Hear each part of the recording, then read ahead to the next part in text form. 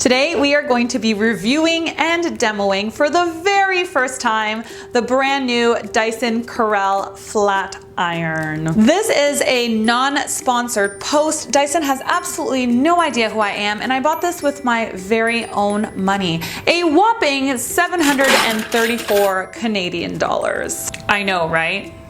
I know, that's a lot of cash. What's going on, and welcome to the channel. If you are new here, my name is Gabby and this is Glam Girl Gabby. This is your place to come hang out and learn about fashion and beauty for the modern woman. If you're into this type of content, then hit that subscribe button below. Hang out with me every single week and let's be friends. Before we do a demo and see if this bad boy really works, let's start by going through some of the features. Feature number one that I want to talk about that they made very clear on the Dyson website and on the actual packaging is that this is the only flat iron on the market with flexing plates. What flexing plates do is they gather the hair really neatly so that you can straighten really nicely while using less heat. So if you can straighten properly with less heat and still get an effective result, you will significantly reduce your damage over time. Feature number two, there's an integrated sensor system in the flat iron that regulates the temperature 100 times a second,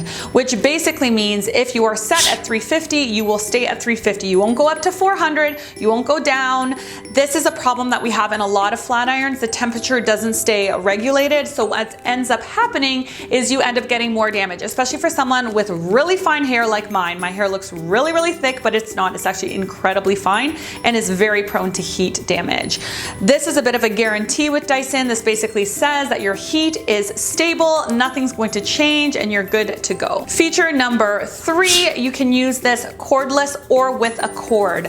I have tried other cordless flat irons that you cannot use plugged in. This sucks. Flat irons do not last a long time when they are unplugged. So the nice thing about this one is that there is a charging dock. You can put your flat iron on it. You have it cord free for 30 minutes without having to charge it. So the battery life is 30 minutes, which in my opinion isn't really a super long time, especially if you have extremely curly hair or you have very thick, dense hair. So if you use it for 30 minutes, you need more time. You just plug it in, it's a magnetic cord, and then you can continue using it. This is a huge perk because the other cordless irons that I have tried, you are not able to do that. You have to use them cordless. When the battery runs out, that's it, you're kind of screwed. In terms of battery life, this flat iron is fully charged in 70 minutes. You plug it in or put it on its base for 70 minutes and it's fully charged. 90% charge within 40 minutes, which is actually really fast. It's not outrageous. So these are all good things. We can't ignore the cost though. 734 Canadian dollars. I am Canadian. I just purchased this after tax. That's how much it costs. In my opinion, that's insane. Like the best flat irons I have ever purchased at Cosmoprof were $200. That would probably retail for maybe around $300, but it's still less than half of this flat iron. So this flat iron really has to like knock our socks off for it to be worth that much money. That's a big deal breaker for most people. Even as a stylist, I wasn't 100% confident or comfortable buying it because it really has to outperform all the other 200 range flat irons, and the 200 range flat irons are very good. Let's do a demo and see what we think for the very first time.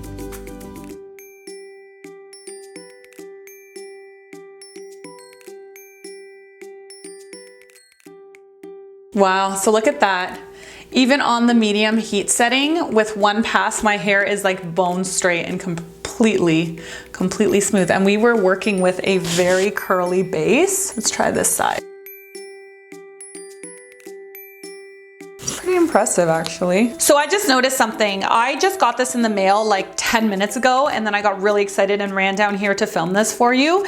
So I needed to use it plugged in, and because it's a magnetic base, as I was flat ironing, it did pop off its charger. This is a problem for me because if it's only lasting 30 minutes unplugged, but the charger doesn't really stay on super well, when I'm working with clients, that might be a bit of an issue.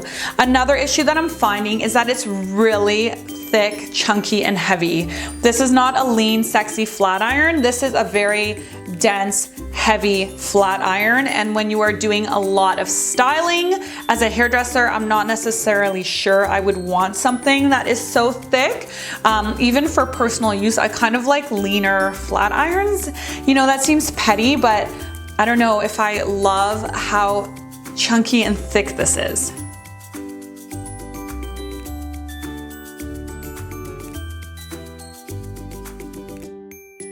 All right, here's something that I am noticing. These plates are not like titanium or ceramic like most of the flat irons that I use are. It's actually manganese copper alloy. I hope that I am saying that correctly. I've never seen another flat iron made with plates like these. The one thing that I am noticing though, to be honest, is that it doesn't have as smooth of a glide. I don't know if maybe this is just because I'm not used to it, but I actually hear like a bit of like a as I am flat ironing. I don't know if I like that sound. I kind of like the really glidey, smooth sound, and I'm feeling like there's almost a little bit of like tension, but not in a good way. Like it's just not gliding as smoothly as I would like. I'm gonna see if the mic can pick that up. Can you guys hear that? I don't know, that kind of like freaks me out a little bit. Doesn't feel smooth, and I understand that this is like flat iron is really meant to minimize damage, but I just feel like this is like not good for my hair because of this like kind of rough, crunchy sound that it's making. All right, now that we're almost done, I think that we should do a comparison with another high-end flat iron to see if a $700 iron is really better than say a $200 iron. So the iron that I've been using for a while now for all of my clients is the Babyliss Pro Nano Titanium Optima 3000. This is a super hot iron. It's very, very effective. So I'm gonna go up to 410, which is the same as the maximum temperature for the Dyson, and we'll do a piece side by side and see which one is better, or if there's really a difference at all. What I do notice right off the bat is that this doesn't have that weird gritty pulley sound that the Dyson one does have. Let's try the Dyson on this piece. Okay, I do notice a difference. Let's zoom in and I'll show you what it is. So on this side with the Dyson, it's completely smooth from top to bottom. On this side with the Nano Titanium, there is actually a bit of a bend at the end. I used the same heat and the same number of passes, 2 passes, and the Dyson did smooth it out more. It does feel softer and smoother, which actually really surprises me because of that like gritty sound. I would think that it wasn't gliding as nicely, but it does actually feel smoother. Summary of pros and cons. Let's do our cons first.